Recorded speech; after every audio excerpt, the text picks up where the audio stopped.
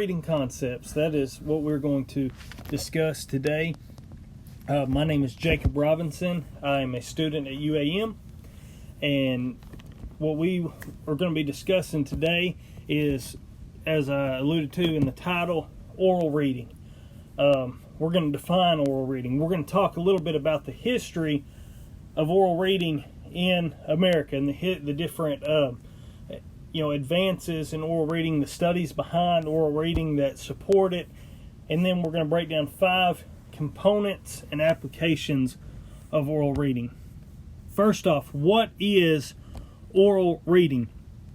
Oral reading can simply be defined as just the oral translation of printed or written material. Exactly what it is taking something that is written down, whether it be in a book, a newspaper, a magazine, and giving it sound. And studies have shown that oral reading is supports comprehension, and that oral reading is something that that allows for proper context and word recognition and improves all the overall ability of a reader. To give you just a little bit of the history of oral reading, at the beginning of our country in the 1700s, and even a little bit before that, there was a strong influence of oral reading in the United States of America. It was something that was practiced in every home. It was something, not every home, but the majority of homes. It was something that was practiced in schools and in churches. No matter what school you went to, you were probably going to have to either listen to oral reading or participate in oral reading. There were some schools that it was mandatory that oral reading take place. In the early 1900s, studies began to show that with oral reading, the focus had shifted from the meaning of the text and what the comprehension of the text to how well you vocalize the text. The importance was put on speaking rather than comprehending the text. And as scientists and as educators begin to study this, they begin to shift away from the use of oral reading because they felt like that students weren't able to comprehend the material because there was such a focus on oral reading, and they shifted to silent reading. And they felt like silent reading is going to put more of an emphasis on the text itself, of being able to decode what is in the text and being able to comprehend the intention of the text. And so this led to an increase of the access that people had to printed material because there was such a focus on silent reading. Newspapers began to print more newspapers. You begin to see an increase in magazines, all because of this shift to silent reading. And as everything does, history just kind of works in a circle sometimes, where you'll go from, in this case, oral reading to silent reading, and then there'll be more of an importance on oral reading. And then in the future, we may see a new study contradict that just a little bit. But as oral reading began to make a comeback in the 21st century, you begin to see different things reemerge. In the middle of the 1900s, you began to see something called round-robin reading emerge. And you may not know it by that term, but round-robin reading is something that we've all been exposed to. If you've been in a public school setting, I promise you've been exposed to round-robin reading. It is where the teacher just calls on different students to read a text, or they may have where they do it by row, where this first person in this row reads the first paragraph, next person reads the second paragraph, and so on.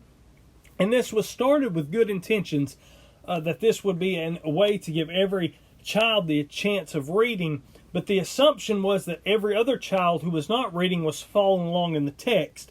As studies have shown, and as we who have set in as students in round-robin reading, that's not always the case. A lot of times students are counting paragraphs ahead to try to figure out where they are going to be reading, and they're not listening to anybody else that's reading, so they're missing the entirety of the text except for the paragraph that they're reading.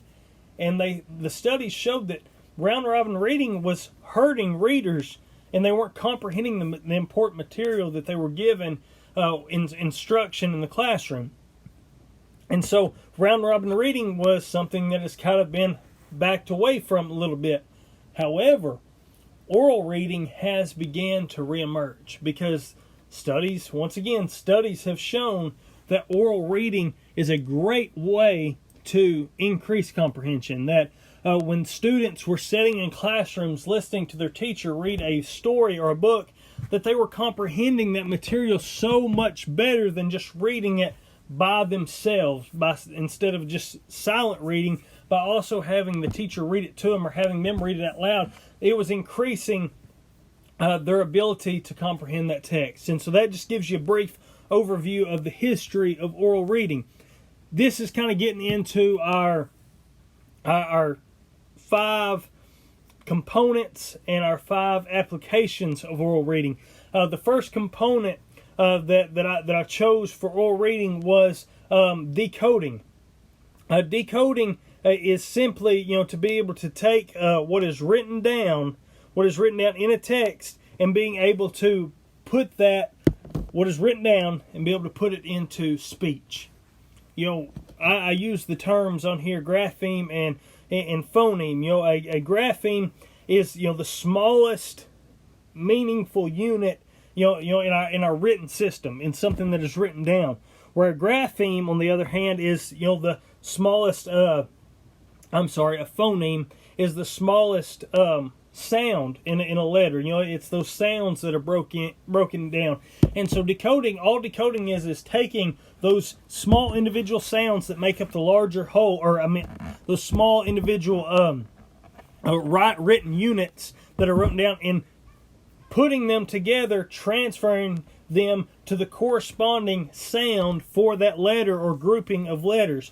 And so the application to oral reading is you're able to go through that process of taking a written material, those individual parts, those individual written units, and making them sound, be able to go through that process out loud, instead of just having to sit there and think about, okay, I'm not speaking it, I'm just reading these individual units, and then I know the sound that corresponds with them. By applying that with oral reading, you're able to actually practice that and not just go through it in silence. And you're able to use more than one sense. Not only are you using sight, but you're also, when you speak, you're able to hear how that sounds, and other people can hear how that sounds. So you're able to learn. Studies have shown whenever the use of more than one sense happens, you're much more able to learn that material. The next part of oral reading that I wanted to talk to you for just a minute about was phrasing. And phrasing is simply just grouping words together as, in normal speech. To be able to pause appropriately, to be able to group words together in sentences or clauses, and in the order that they're read, and to be able to read those with the expression that is supposed to happen. And the application to oral reading is simply that: is it allows that person that is reading that text to be able to express that proper phrasing through intonation. And what that is just the the rise and the fall of the voice. The way you get higher and you get lower as you read a text. It allows you to vocalize that, to put that out there where you can hear what it's supposed to sound like, and it provides that link from the silent reading, the written material, to the oral reading, what is out loud, what we're hearing. Phrasing provides that link.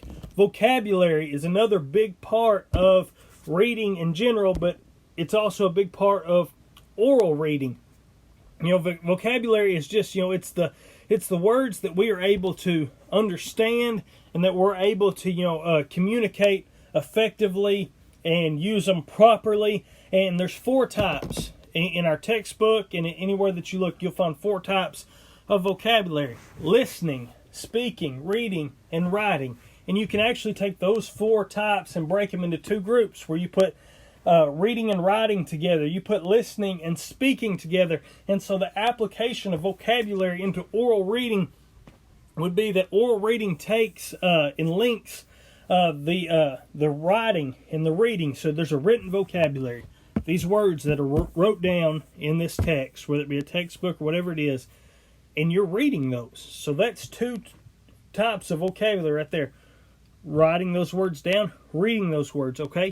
Oral reading allows you to link those with speaking those words that you're reading, and then somebody, your audience, listening to those words. It also helps with the pronunciation. Every vocabulary word has a certain pronunciation. You're able to vocalize that pronunciation, and that will help for better comprehension and better understanding. Fluency is a huge part of literacy and a huge part of reading and a huge part of oral reading as well. Fluency is, the ability to, read something at the correct speed that it's supposed to be, the correct pace, and to be able to read it correctly, your phrasing to be correctly, and to have the proper expression behind it, to be able to, the book talks a little bit about, fluency and about being able to read a text, and whenever you come to a vocab word, or you come to a clause, or you come to a sentence, you automatically, in your mind, as you're going through there, you're automatically decoding those words. You're automatically recognizing those words. You're automatically recognizing the phrasing that's supposed to be there. You're automatically recognizing, okay, that's a comma. The comma, it provides a pause that is different from a period. Okay, that's a period. This is an exclamation mark, so that sentence needs to be given a little bit more expression than a normal sentence. That is a question. My tone changes sometimes when I ask a question. Fluency is the ability for you to be able to go through that text and automatically pick up on everything that you're reading. When fluency is not there, it's very easy to pick that out, that somebody is not a fluent reader. Prosody, it's the different rhythm and sound that is used throughout a text. And so oral reading, does that apply to oral reading? Is it allows that reader to take that text and put the proper expression, that when the author wrote that text down, there was a certain expression that was supposed to go with that text. Well, it allows that reader to vocalize that proper expression. It helps them to be able to understand the tone of that, and to be able to practice the tone of that material, and to be able to read at the pace that it's supposed to be read at. In our textbook, to kind of put it together, you take that prosody, that rhythm, that pattern, and combine it, with oral reading. It helps with comprehension. It helps give that text the meaning that was originally planned when the author wrote that material down. And it takes phonics, which is how we sound out the different sounds of the word, sounding out the word, how we enunciate, how we talk, to be able to link that with our final component, which is comprehension. And comprehension is simply just being able to understand what you're reading. My definition here is grasping and deciphering, to be able to understand what is being read. And that is the goal of reading. That is the number one goal of why we read material, is so that we're able to read that written material and understand what the author is trying to give to us, is trying to make us understand. And so how does that apply to oral reading? Why does oral reading help with comprehension? As we said, there are many studies that have shown that a teacher reading to a student can help them understand it, because they're really focusing on how that text was meant to be. Because sometimes when we're reading a text, especially if a child is not a very advanced reader, phrasing is going to be incorrect. Tone is going to be incorrect. The expression behind it, the pausing is going to be incorrect, and they're not going to understand the proper meaning. But you get somebody, a teacher or someone that is a more advanced reader, to read that to them, they're going to understand that text better as they're learning to read themselves. And so listening to a text, it can improve and expand your vocabulary. You're able to see all the parts of reading and all the parts of literacy all come together whenever it is spoken, whenever it is read out loud, because you're taking that written text. That written text is not, you're not forgetting that written text with oral reading. That written text is the driving force, but then it's elaborated so much by being able to vocalize it with oral reading. And so that really kind of hits on the importance of these in the 5 different parts that were wrote here for us for in the components of oral reading. You know, we had decoding, we had phrasing, vocabulary, fluency, and comprehension. And that concludes this PowerPoint presentation on oral reading and the components of it, and these are the references that I use.